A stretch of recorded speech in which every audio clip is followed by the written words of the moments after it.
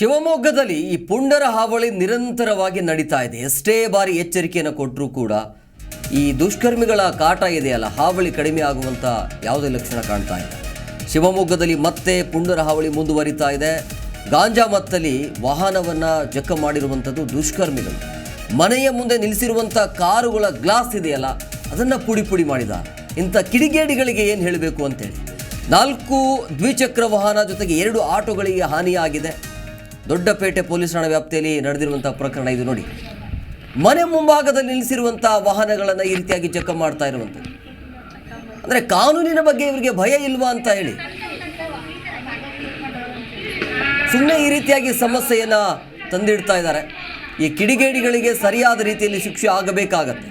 ಈ ಪುಂಡರ ಹಾವಳಿ ನಿರಂತರವಾಗಿ ನಡೀತಾ ಇದೆ. ಅದರಲ್ಲೂ ಶಿವಮೊಗ್ಗದಲ್ಲಿ ಮನೆಯ ಮುಂಭಾಗದಲ್ಲಿ ನಿಲ್ಲಿಸಿರುವಂಥ ಕಾರ್ ಜೊತೆಗೆ ಬೈಕ್, ಆಟೋವನ್ನು ಜಖ ಮಾಡಿರುವಂಥದ್ದು, ಗ್ಲಾಸನ್ನು ಒಡೆದು ಹಾಕಿದ್ದಾರೆ. ಇಂಥ ಈ ಒಂದು ಕಿಡಿಗೇಡಿಗಳಿಗೆ, ದುಷ್ಕರ್ಮಿಗಳಿಗೆ ಏನು ಶಿಕ್ಷೆ ಕೊಟ್ಟರೂ ಕೂಡ ಕಡಿಮೆ. ಸುಮ್ಮನೆ ಅಂತೂ ಇರೋದಿಲ್ಲ ಇವರು. ಸುಮ್ಮನೆ ಈ ರೀತಿಯ ಸಮಸ್ಯೆ ಕೊಡ್ತಾರೆ.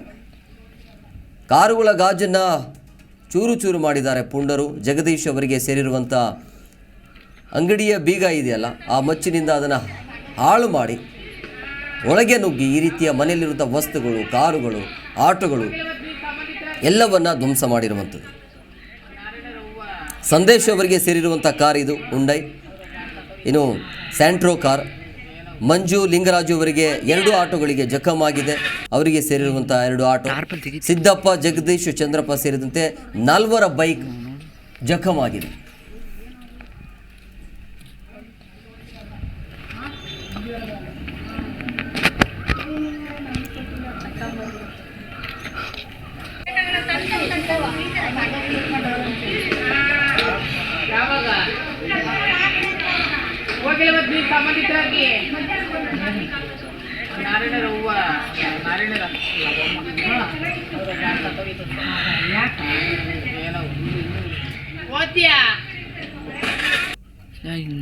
ಟಾರ್ಪಲ್ ತೆಗಿತೀಯ ಹೋಗಿ ಮುಂದೆ ನೋಡು.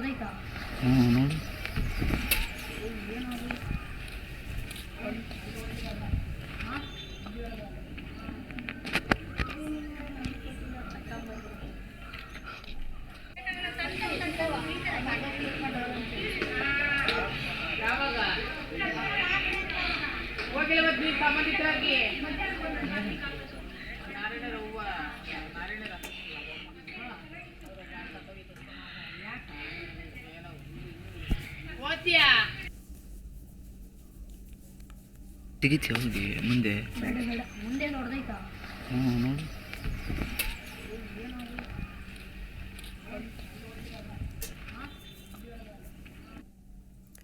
ಈ ಬಗ್ಗೆ ಮತ್ತಷ್ಟು ಮಾಹಿತಿ ನೀಡ್ತಾರೆ ನಮ್ಮ ಪ್ರತಿನಿಧಿ ಜೇಸುದಾಸ್. ಫೋನ್ ಸಂಪರ್ಕದಲ್ಲಿದ್ದಾರೆ.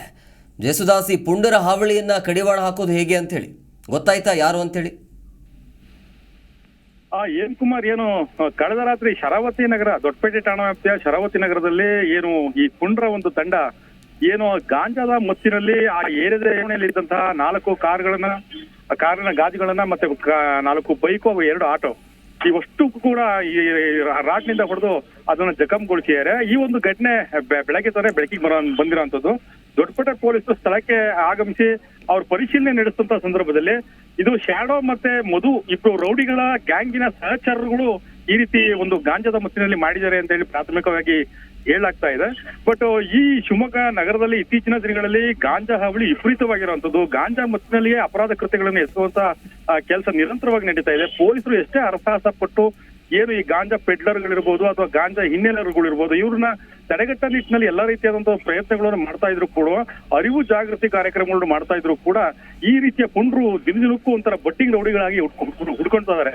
ಈ ಒಂದು ಪ್ರಕರಣಕ್ಕೆ ಸಂಬಂಧಪಟ್ಟ ಏನ್ ಕಳೆದ ರಾತ್ರಿ ನಡೆದಂತಹ ಘಟನೆಗೆ ಆ ಒಂದು ಶರಾವತಿ ನಗರದಲ್ಲಿರುವಂತಹ ಜನತೆ ಅವ್ರು ತುಂಬಾ ತಲ್ಲಣಗೊಂಡಿದ್ದಾರೆ. ದೊಡ್ಡಪೇಟೆ ಪೊಲೀಸರು ಈ ಒಂದು ಪ್ರಕರಣಕ್ಕೆ ಸಂಬಂಧಪಟ್ಟಂತೆ ಕೇಸ್ ದಾಖಲು ಮಾಡ್ಕೊಂಡಿದ್ದಾರೆ.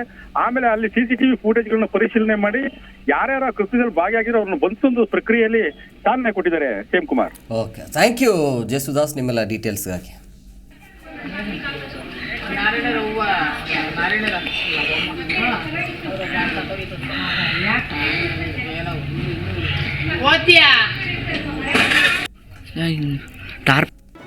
ಜಿ ಕನ್ನಡ ನ್ಯೂಸ್ ಈಗ ನಿಮ್ಮ ಮನೆಯಲ್ಲೇ ನೋಡಿ. ಎಲ್ಲ ಕೇಬಲ್ಗಳಲ್ಲಿ ಈಗ ಲಭ್ಯ. Sun Direct 292, Jio TV 1334, U digital 162, city cable 51, GTPL 17, Abhishek cables 821, rock line telecommunication 51, Shri Basaveshwara number 60, Vinayaka digital number 53, in digital number 896ರಲ್ಲಿ. ನಿಮ್ಮಿಸ್ತದ ಜಿ ಕನ್ನಡ ನ್ಯೂಸ್ ನೋಡಿ ಆನಂದಿಸಿ.